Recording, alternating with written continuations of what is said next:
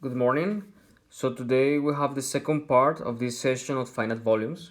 Last time, if you remember, we were considering only discretizing the inner nodes, and the boundary conditions were just Dirichlet because they are actually the simplest one to apply.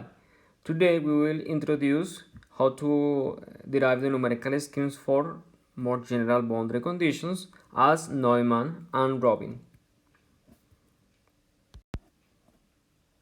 Okay, so as already said, this addendum, the idea of this addendum to explain how to carry out the discretization of the domain, so by finite volumes, when boundary conditions different from Dirichlet are taken into account. So right now, the idea of today is we will take into account Neumann boundary conditions or Robin boundary conditions and so on. And the first thing we have to realize, so we just remember our domain of interest. For example, we have something like this. And last time, if you remember, I have this in blue, these 9 nodes in here, because we were interested in inner nodes. Right now we are interested in the boundary conditions. Therefore, we will take into account the boundaries, the nodes that are actually adjacent to the boundary. This example is for the south boundary condition, and this can be also seen in the manuscript in the last chapter in the appendix. So there is some text as well if you want to read it. And as I said, also in the appendix, this understanding can be extrapolated to the other boundary conditions, to the east, north, west, and so on. So what is this about? The first thing you realize is when we are placed at the south, as in here, we are still standing at P. So this is our point of reference. And this P, or actually from west to east, we are actually somehow sitting in a boundary. Therefore, we have half of the domain of interest. So right now, this domain of interest is gonna be given by 6 nodes, as you just see here. And still, as I just said before, we're standing at P. So the first thing we have to do is to define the control volumes, or let's say in 2D, the control surfaces that we will work with. The first one is the one is gonna be around P. And then we will see, while carrying out the discretization, the other control volumes. An additional thing that is important is that we will introduce new auxiliary points. So this northwest, northeast in low case, they are the auxiliary points we already used before. But now we will introduce half of this. So it's just to have also the midpoint at these positions. Therefore, we will have half of the distance between W and north W is gonna be this, what I call eta W. So this is at the half, and I just call this eta or eta just because it resembles an n. So this is somehow a way of making things simpler to maintain a notation that is similar. Okay. And the process of deriving the numerical scheme is basically the same. So we will sit again, we are standing at P, and then we will just introduce, so we have this expression, and we have this control surface, okay, control surface because it's 2D, that is denoted by this eta. So this is the control surface we're talking about. And then we will split this integral around these 4 sides of the quadrilateral. So from, as you can see here, from west to east, from east to northeast, from northeast to northwest, and from northwest to west. Okay, so this is the first thing we do. And what is the next thing we do? We just apply the midpoint rule and also take into account the definition of the normal vectors on these surfaces, and we end up having this. Okay, now the most important part comes right now. What we didn't do was to actually apply the same method, the same process to the quantity that is at the boundary. So from W to east, so this one is actually this one, the first integral. And as you see here, this integral remained the same. Okay, the midpoint rule was applied, but we didn't split this into the tx and the tdy. We just kept it like this. Okay, and why? Because this is actually the quantity that is telling us which is the boundary conditions we want to apply. And we have two possibilities. We may have the situation that we want to have a Neumann boundary condition, and we know that the Neumann boundary condition is defined, so Neumann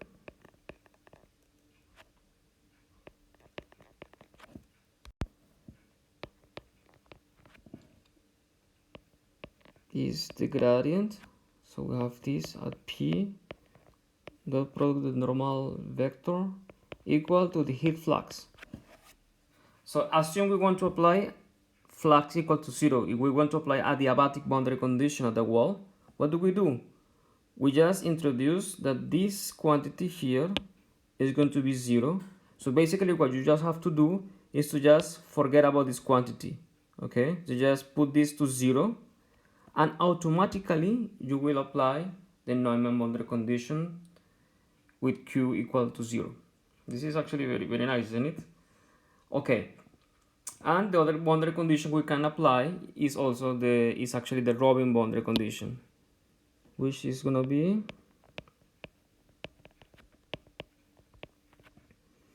so it's similar, but here remember we have this. Okay, so we have here the thermal conductivity, the heat transfer coefficient, and this is the temperature at infinity. So this is something we already saw in the finite differences session, the second session, and it's the same. You will have to replace this quantity here by this. You just introduce it in here. Okay, just let me tell you something else about these gradients. So we have the tdx, the tdy, and if you remember, we will apply the Green's theorem. So we will integrate t around a contour line.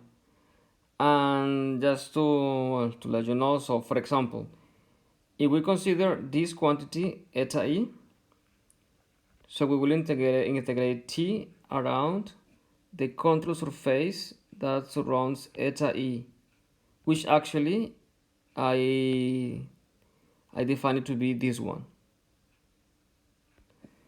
Now with respect to north, then this is gonna be the north here, and then for the contour surface is gonna be this one, and the same thing, or a similar thing with respect to eta w here for this quantity and this quantity. So you can just also look at the manuscript, at the scriptum, to see the whole derivation, but this is nothing different from the method, or from the, let's say, number of steps that we saw last time when discretizing the inner nodes. Now we go to the last part, and this is something that might be or might seem not super important, but it's actually crucial, is how to discretize the corners. Because as you see, if we are standing in here or we're standing in here, the domain of integration is different. So let me just give you an example of how to do that for this case. Just put this in the missing in red. So we want to take into account this.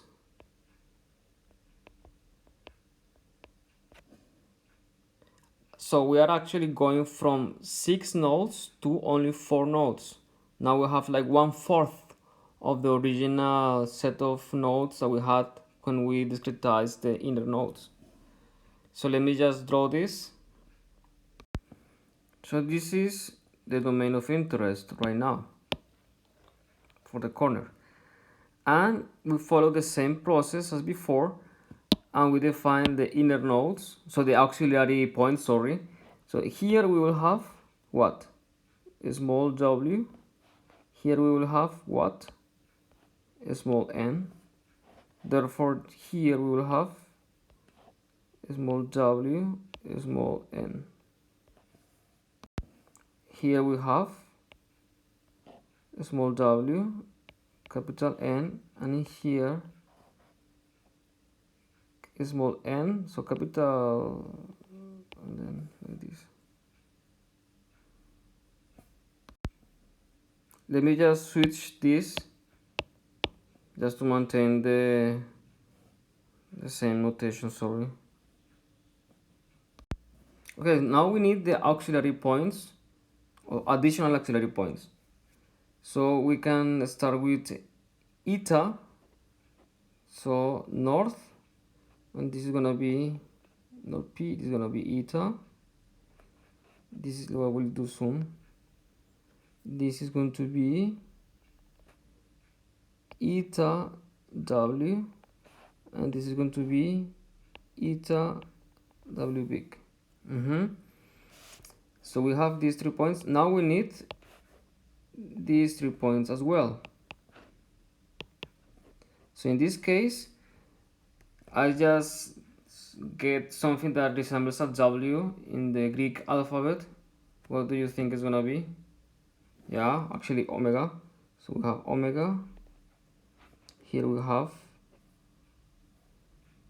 north omega. And here we have omega here and eta omega. So this is the auxiliary points we need to carry out the corresponding derivation of the scheme for the corner. I will not tell you anything else. So the idea is that you, with all this amount of information, try to derive the numerical scheme by yourselves.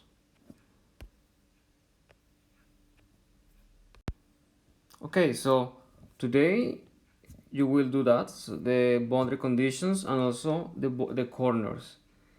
I will give you some lines of the code, so you don't have to do this repetitive work. The idea is that you spend maybe more time try to derive your own schemes. Maybe you can do your own adjustments on the numerical scheme proposed, and just be creative and have fun. Okay.